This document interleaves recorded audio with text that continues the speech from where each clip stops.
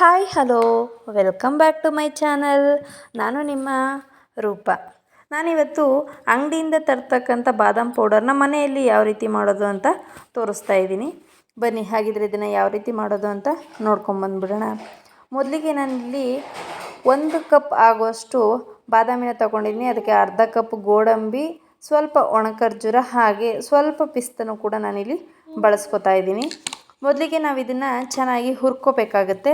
ಮೊದಲಿಗೆ ಬಾದಾಮಿಯಲ್ಲಿ ನಮ್ಮ ಮಕ್ಕಳಿಗೆ ಬೇಕಾದಂಥ ವಿಟಮಿನ್ ಇ ಅಂಶ ಇರುತ್ತೆ. ಹಾಗೆ ಇದು ರೋಗನಿರೋಧಕ ಶಕ್ತಿಯನ್ನು ಕೂಡ ಹೆಚ್ಚಿಸುತ್ತೆ, ಬುದ್ಧಿಶಕ್ತಿಯನ್ನು ಕೂಡ ಹೆಚ್ಚಿಸುತ್ತೆ. ಹಾಗೆ ಬಾದಾಮಿಯಲ್ಲಿ ಫಾಸ್ಫರಸ್, ಕ್ಯಾಲ್ಶಿಯಂ, ಮೆಗ್ನೀಷಿಯಂ ಇರೋದ್ರಿಂದ ಮಕ್ಕಳ ಮೂಳೆಗಳ ಶಕ್ತಿಗೂ ಕೂಡ ಇದು ತುಂಬಾ ಉಪಯೋಗ.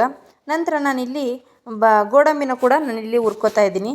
ಇದರಲ್ಲಿ ಪ್ರೋಟೀನ್, ವಿಟಮಿನ್ಗಳು ಹೆಚ್ಚಾಗಿರುತ್ತೆ. ಹಾಗೆ ಮಕ್ಕಳ ಮೆದುಳಿನ ಬೆಳವಣಿಗೆಗೂ ಕೂಡ ಸಹಾಯ ಮಾಡುತ್ತೆ. ಹಾಗೆ ಇದರಲ್ಲಿ ಹೆಚ್ಚು ಕ್ಯಾಲರಿಗಳಿರೋದ್ರಿಂದ ಮಗುವಿನ ಶಕ್ತಿಯನ್ನು ಮತ್ತಷ್ಟು ಹೆಚ್ಚು ಮಾಡುತ್ತೆ.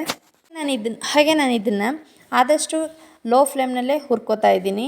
ಹುರ್ಕೊಂಡ ನಂತರ ನಾನು ಇದನ್ನು ಕೂಲ್ ಆಗಲಿಕ್ಕೆ ಒಂದು ಪ್ಲೇಟ್ಗೆ ಟ್ರಾನ್ಸ್ಫರ್ ಮಾಡ್ಕೋತೀನಿ. ನಾನು ಅದೇ ಬಾಣಲಿಗೆ ಪಿಸ್ತವನ್ನು ಕೂಡ ನಾನಿಲ್ಲಿ ಸೇರಿಸ್ಕೊಂಡು ಹುರ್ಕೋತಾ ಇದ್ದೀನಿ. ಇದರಲ್ಲಿ ಪೌಷ್ಟಿಕಾಂಶದ ಕೇಂದ್ರ ಅಂತಲೇ ಹೇಳ್ಬೋದು ನಾವು ಪಿಸ್ತನ. ಹಾಗೆ ಫೈಬರ್ ಇರೋದ್ರಿಂದ ಕರುಳನ್ನು ಸುಧಾರಿಸುತ್ತೆ. ಹಾಗೆ ಮಕ್ಕಳ ಮಲಬದ್ಧತೆ ಸಮಸ್ಯೆನೂ ಕೂಡ ತಪ್ಪಿಸುತ್ತೆ. ನಂತರ ನಾನಿಲ್ಲಿ ಒಣ ಖರ್ಜೂರನ ತಗೊಂಡಿದ್ದೀನಿ. ಒಣ ಖರ್ಜೂರನ ಕೂಡ ನಾನಿಲ್ಲಿ ಸೇರಿಸ್ಕೊಂಡು ಹುರ್ಕೋತಾ ಇದ್ದೀನಿ. ಒಣ ಖರ್ಜೂರದಲ್ಲಿ ಫೈಬರ್, ವಿಟಮಿನ್ ಹಾಗೂ ಖನಿಜಾಂಶಗಳ ಸಮೃದ್ಧಿ ಮೂಲವಾಗಿದ್ದು ಜೀರ್ಣಕ್ರಿಯೆಯನ್ನು ಕೂಡ ಸುಧಾರಿಸುತ್ತೆ. ನಾವಿವಾಗ ಇದಿಷ್ಟನ್ನು ಫ್ರೈ ಮಾಡಿಕೊಂಡು ಇದು ಕಂಪ್ಲೀಟ್ ಕೂಲ್ ಆಗಲಿಕ್ಕೆ ನಾನು ಬಿಡ್ತಾ ಇದ್ದೀನಿ. ಇದು ತುಂಬಾ ಕೂಲಾಗಿರಬೇಕು.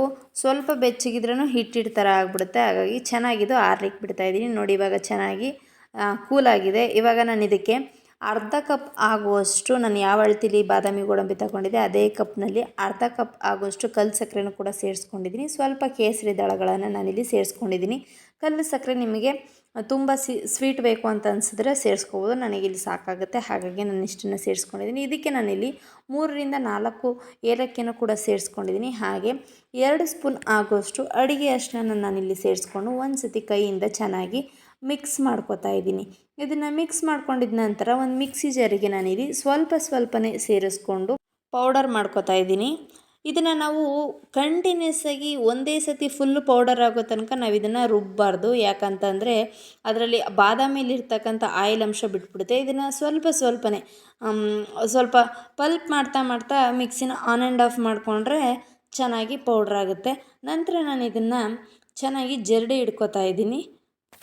ಹಾಗೆ ನಾನಿಲ್ಲಿ ಉಳಿದಿರ್ತಕ್ಕಂಥ ಎಲ್ಲ ಏನು ನಾವು ಹುರಿದಿಟ್ಟಿದ್ವಲ್ಲ ಡ್ರೈ ಫ್ರೂಟ್ಸ್ಗಳು ಎಲ್ಲವನ್ನು ಕೂಡ ನಾನು ಇದೇ ರೀತಿ ಪೌಡರ್ ಮಾಡಿ ಜರಡಿ ಹಿಡಿದು ಇಟ್ಕೋತಾ ಇದ್ದೀನಿ. ನೋಡಿ, ಇವಾಗ ಎಲ್ಲನೂ ಪುಡಿ ಮಾಡಾಗಿದೆ, ಎಷ್ಟಾಗಿದೆ ಅಂತ ನೋಡಿ. ಕಡಿಮೆ ಖರ್ಚಿನಿಂದ ಎಷ್ಟೆಲ್ಲ ಪೌಡರ್ನ ನಾವು ಮನೇಲೇ ಸಿದ್ಧ ಮಾಡ್ಬೋದು ಅಂತ. ಹಾಗೆ ಕಲರು ಕೂಡ ನೋಡಲಿಕ್ಕೆ ತುಂಬ ಚೆನ್ನಾಗಿದೆ, ಟೇಸ್ಟು ಕೂಡ ಚೆನ್ನಾಗಿರುತ್ತೆ.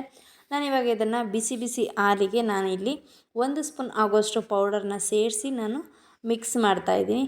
ನೋಡಿ ಯಾವ ರೀತಿ ಕಾಣಿಸ್ತಾ ಇದೆ ಅಂತ. ತುಂಬಾ ಚೆನ್ನಾಗಿರುತ್ತೆ. ಒಂದು ಸತಿ ಟ್ರೈ ಮಾಡಿ. ಹಾಗೆ ನನ್ನ ಚಾನಲ್ನ ಸಬ್ಸ್ಕ್ರೈಬ್ ಮಾಡೋದನ್ನು ಮರಿಬೇಡಿ. Thank you.